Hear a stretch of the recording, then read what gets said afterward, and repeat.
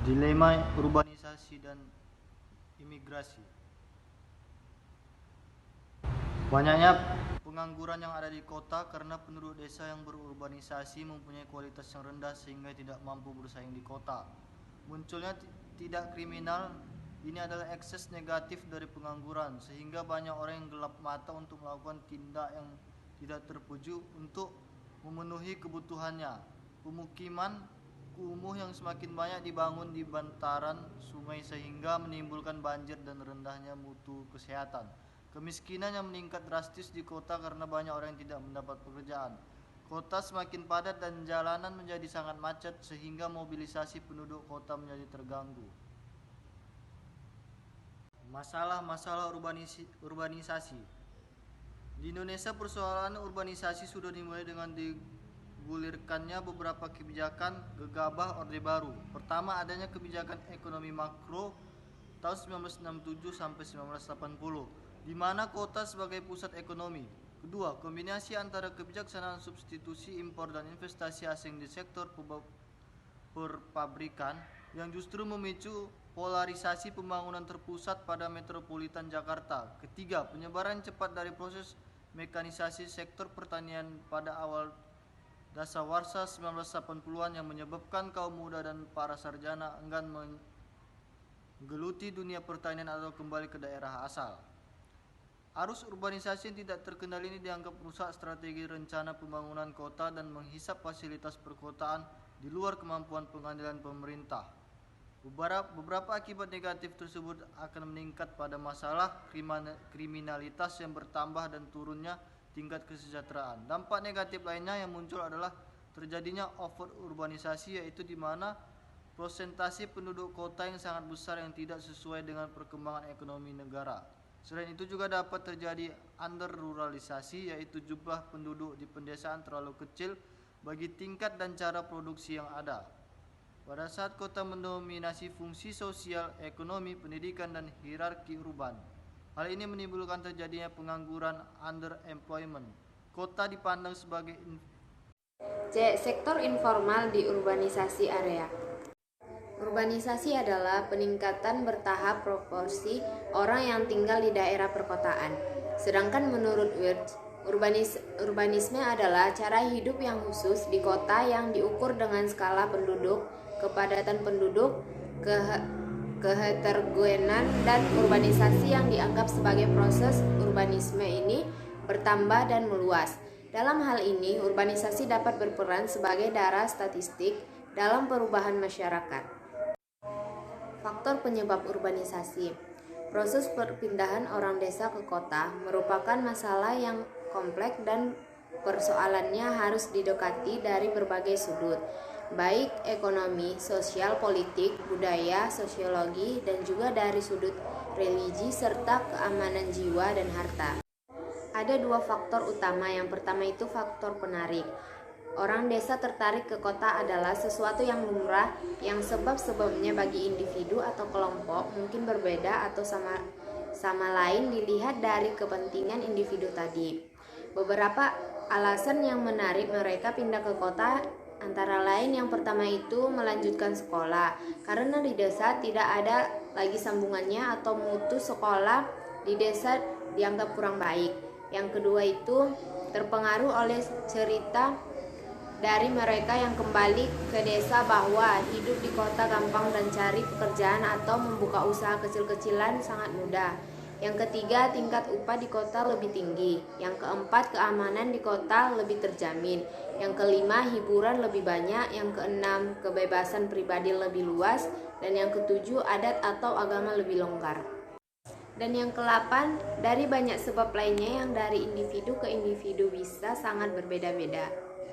Yang kedua yaitu faktor pendorong.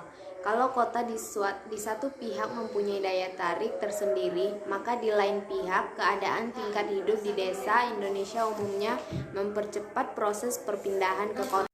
D. Potret perempuan urbanisasi. Menurut Lefebvre, habitus masyarakat urban dibentuk pada level keluarga yang praktik itu terjadi di dalam area pemukiman atau kompleks hunian, seperti apartemen, townhouse, atau model-model perumahan modern yang dibangun oleh developer.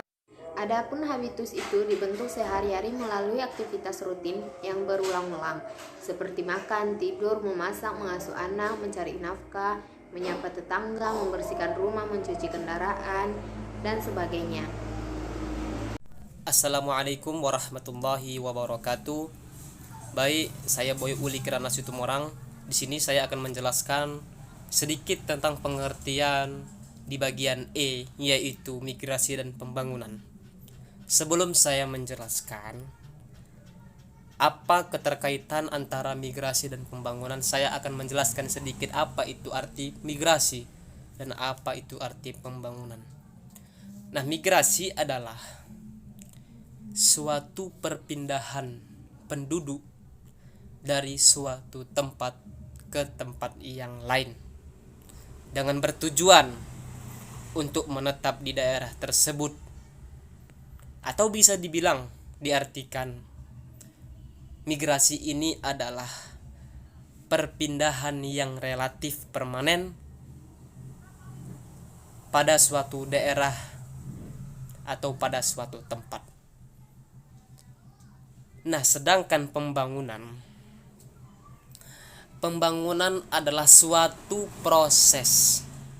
Pembangunan adalah suatu proses yang memiliki keseluruh sistem, baik itu politik, baik itu ekonomi, baik itu infrastruktur, baik itu pendidikan, baik itu teknologi.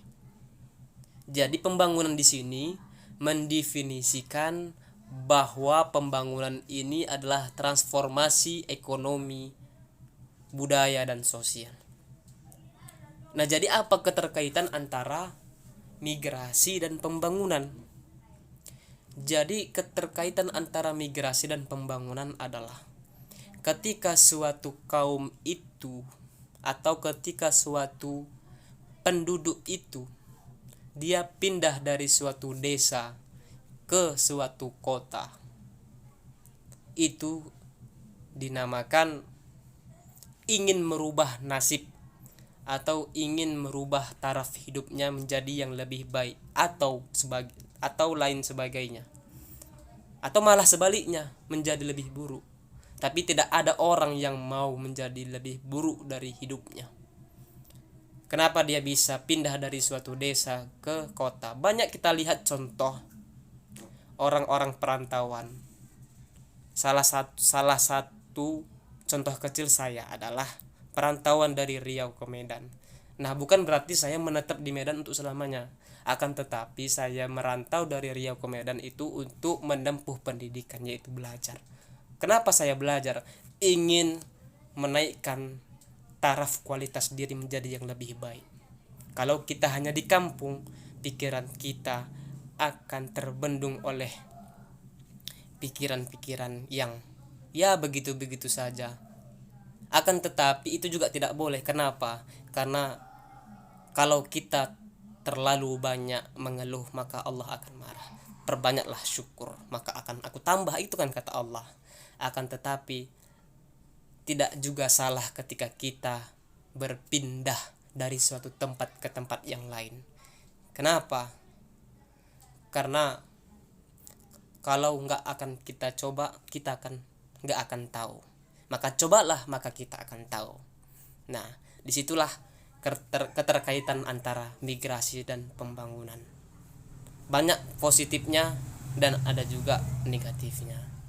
Positifnya apa? Yaitu tadi, positifnya ingin merubah hidupnya menjadi yang lebih baik, ingin merubah taraf ekonominya yang menjadi lebih baik. Nah, negatifnya apa? Negatifnya banyak dari kalangan kita, baik manusia maupun diri kita masing-masing, itu lebih banyak mengeluhnya daripada bersyukurnya. Jadi intinya apa? Banyak bersyukur. La in syakartum la azidannakum wa la in kafartum inna azabi lasyadid. Bersyukurlah engkau, maka nikmat akan kutambah, kata Allah. Tapi kalau engkau kufur, ingatlah azabku sangatlah pedih, kata Allah. Mungkin itu aja yang dapat saya sampaikan, kurang dan lebih saya mohon maaf. Assalamualaikum warahmatullahi wabarakatuh. Assalamualaikum warahmatullahi wabarakatuh. Perkenalkan, nama saya Novita Sari. Saya adalah salah satu anggota dari kelompok 6 Ekonomi Pembangunan 1 yang akan membahas materi bagian F, yaitu teori Rural Urban Migration. Ada 4 pemikiran dasar dalam teori ini, yaitu teori Todaro. Yang pertama adalah migrasi desa kota dirangsang, yaitu dorongan utama migrasi adalah pertimbangan yang rasional, terdapat keuntungan atau benefits dan kerugian atau costs baik finansial maupun psikologi.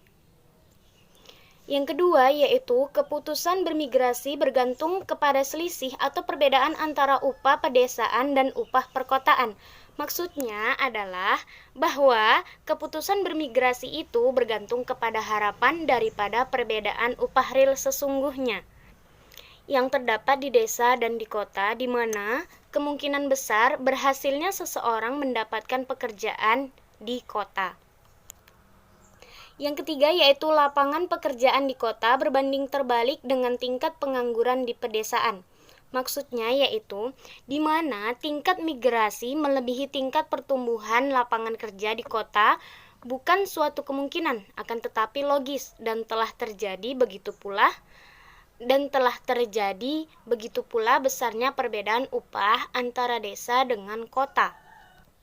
Yang keempat, laju migrasi desa kota bisa saja terus berlangsung meskipun telah melebihi laju pertumbuhan kesempatan kerja. Maksudnya yaitu kenyataan ini memiliki landasan yang rasional karena adanya perbedaan ekspektasi pendapatan yang sangat lebar, yakni para migran pergi ke kota untuk meraih tingkat upah lebih tinggi yang nyata. Dengan demikian, lonjakan pengangguran di perkotaan merupakan akibat yang tidak terhindarkan dari adanya kesempatan ekonomi berupa kesenjangan tingkat upah antara di perdesaan dan di perkotaan. Baiklah, selanjutnya saya akan menjelaskan tentang teori klasik dan neoklasik tentang urbanisasi. Terdapat 4 teori. Yang pertama yaitu teori demografi tentang urbanisasi dan migrasi.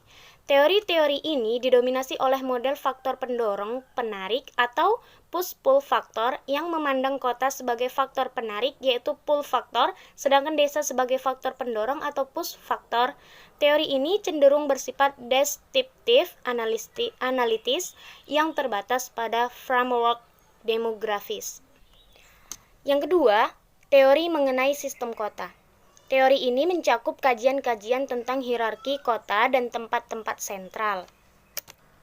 Lalu selanjutnya, teori yang ketiga yaitu teori kultural kota. Teori ini lebih memfokuskan pada aspek-aspek seperti petani di perkotaan atau budaya miskin, atau aspek-aspek yang berhubungan dengan kesadaran sosial dan perubahan citra ruang kota. Selanjutnya, yang keempat, teori diferensiasi ruang dan sosial serta segresi atau pemercilan di perkotaan, yaitu ekologi sosial dalam pengertian luas. Yang kelima yaitu teori neodualis. Dengan menggunakan karya-karya penulis ekonomi politik perkotaan mazhab Prancis, yaitu Castel, Longines, Pitch, Tanch pada tahun 1976, dan tulisan para teoritis dualis lain, Milton Santos, berupaya mengembangkan teori kota dunia ketiga, yaitu teori urbanisasi dependen. Sekian yang dapat saya sampaikan, kurang lebihnya saya mohon maaf. Wabillahi taufik wal hidayah. Wassalamualaikum warahmatullahi wabarakatuh.